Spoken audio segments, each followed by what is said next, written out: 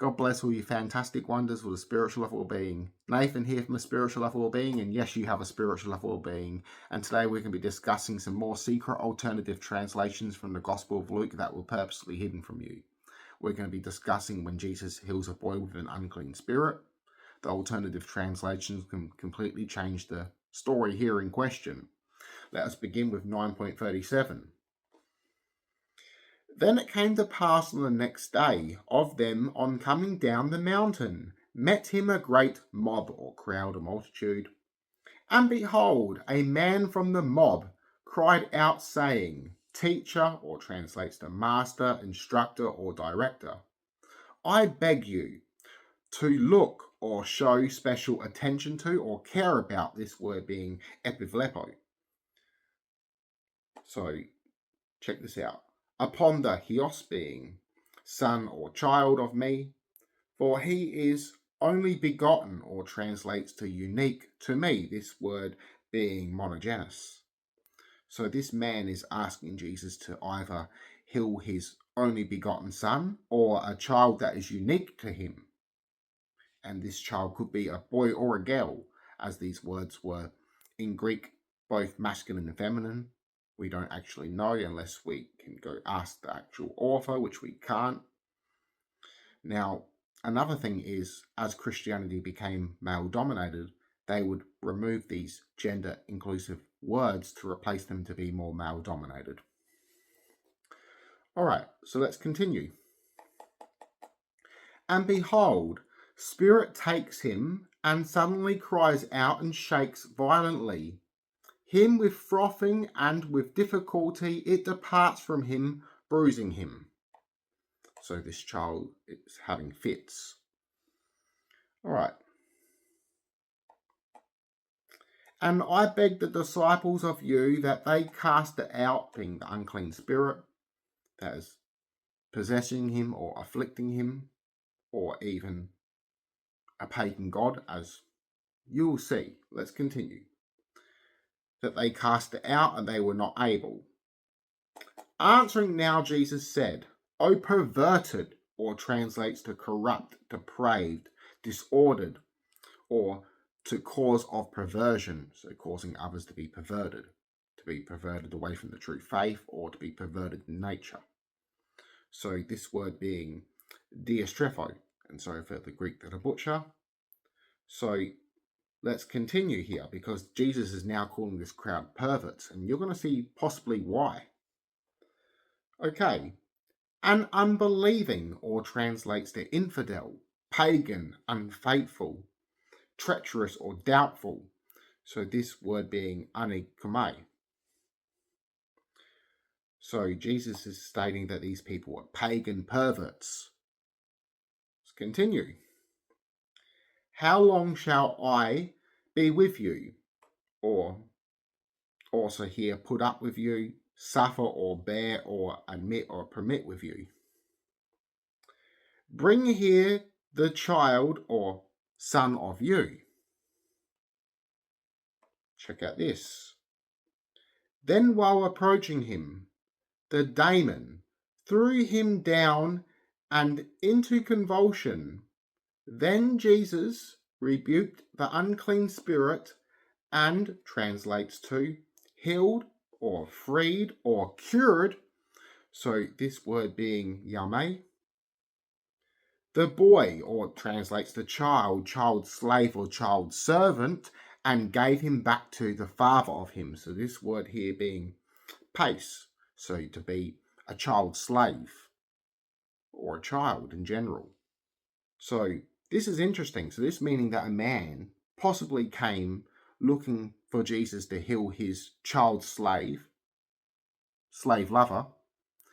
Jesus called them perverted, so disgusting perverts, healed the child and returned him back to his father.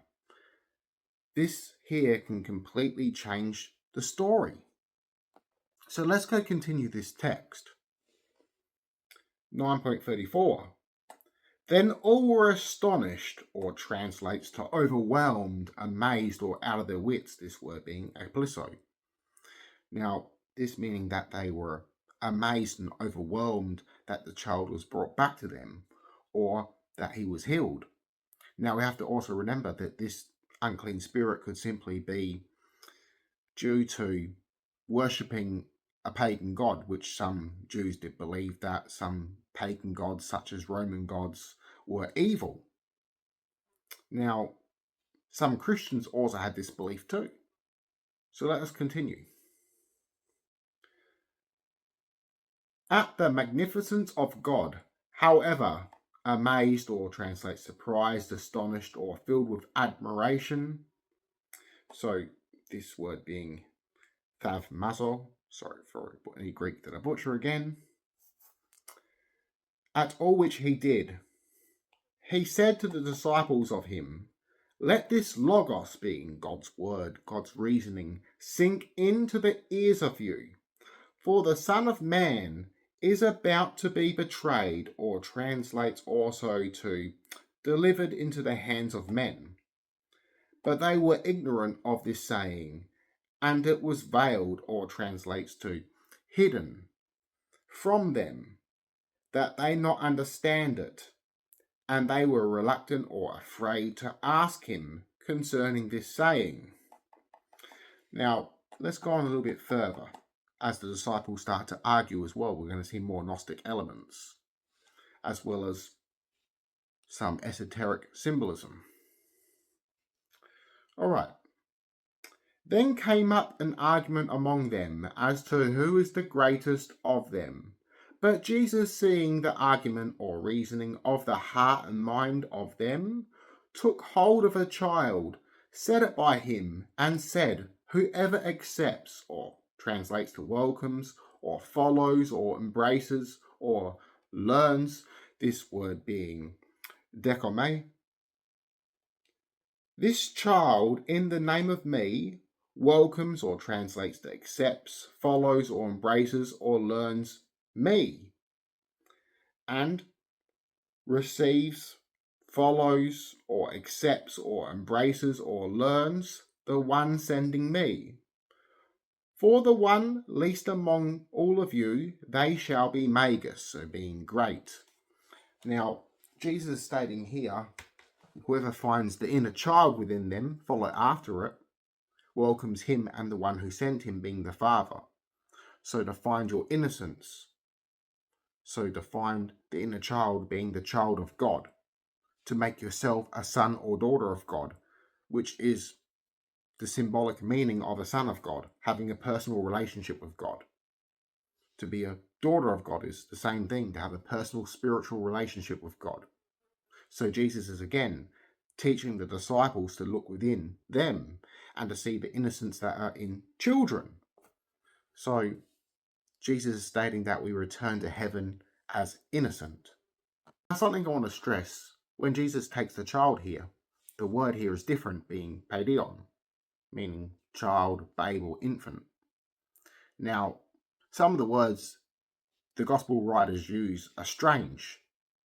So again, I suggest the person is new to the particular language, or to be encoded to be taken symbolically by the reader, or to have their own interpretation of the story for a diverse audience of diverse Christians, which there were many subgroups, diverse groups of Christianity. This included ancient Judaism.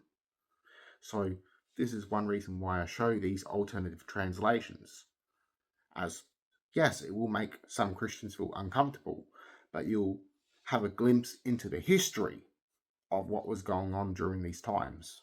So thank you for joining me here on this short little discussion. I hope you have a fantastic day, a fantastic night full of blessings and wonders and miracles. Many blessings and lots of gnosis. God bless.